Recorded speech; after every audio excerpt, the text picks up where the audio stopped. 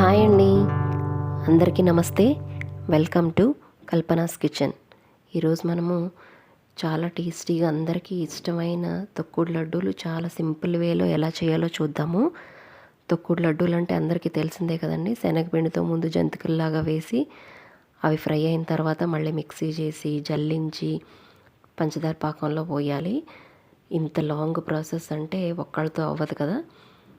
So మనం సిటీలో ఉన్న వాళ్ళకైనా సరే, ఇంట్లో ఒక్కొక్కళ్ళే ఉన్న వాళ్ళైనా సరే చాలా ఈజీగా చేసుకోగలిగే తొక్కుడు లడ్డు రెసిపీని ఇవాళ నేను చూపించబోతున్నాను.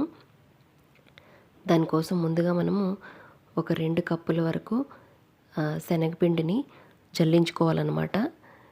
మీరు శనగపప్పుని మిల్లు పట్టించుకున్నదైనా సరే, లేదంటే బయట షాపుల్లో కొనుక్కొని తెచ్చుకున్నదైనా సరే, శనగపిండి అయితే ఖచ్చితంగా జల్లించుకోవాలి. ఎందుకంటే దాంట్లో నలకలు లాంటివి ఉంటాయి. సో మనకి ఆ టెక్స్చర్ అనేది బాగుండదన్నమాట. ఇలాగా మనకి వచ్చే నలకలన్నీ తీసేసి కింద జల్లించుకునే పిండిని మాత్రమే వాడుకోవాలి. అవి మనకి 2 కప్పులు అవ్వాలి. సో అలాగే మనం ఇక్కడ షుగర్ని కూడా 1.5 కప్పుల వరకు మిక్సీ పట్టేసుకొని రెడీగా పెట్టుకోవాలి. ఇందాక మనం పిండి తీసుకున్న సేమ్ కప్తోనే 1.5 కప్పుల వరకు మనకి పంచదార పొడి రెడీగా ఉండాలన్నమాట. అలాగే అదే కప్పుతో సగం వరకు నెయ్యి తీసుకుంటున్నాను. ఒకవేళ నెయ్యి మొత్తం వద్దు అనుకుంటే కనుక ఇందులోనే 1/2 కప్పు నెయ్యి, 1/2 కప్పు సన్ఫ్లవర్ ఆయిల్ కూడా వాడుకోవచ్చు. పల్లి నూనె కానీ లేదంటే నువ్వుల నూనె కానీ వాడుకుంటే కొంచెం స్మెల్ వస్తాయి కదా. సో అందుకని సన్ఫ్లవర్ ఆయిల్ అయితే బెటర్ అనమాట. సో మనం ఇలాగ నెయ్యి అనేది కొంచెం వేడైన తర్వాత జల్లించి పెట్టుకున్న శనగపిండి మొత్తాన్ని దీంట్లో వేసేసి బాగా కలుపుతూ ఫ్రై చేసుకోవాలన్నమాట. మనకి 15 నిమిషాలు ఇలా ఫ్రై అయిన తర్వాత కొంచెం ఇలాగ లిక్విడ్ లాగా అవుతుంది. ఇది అంటే జారుగా వస్తుందన్నమాట.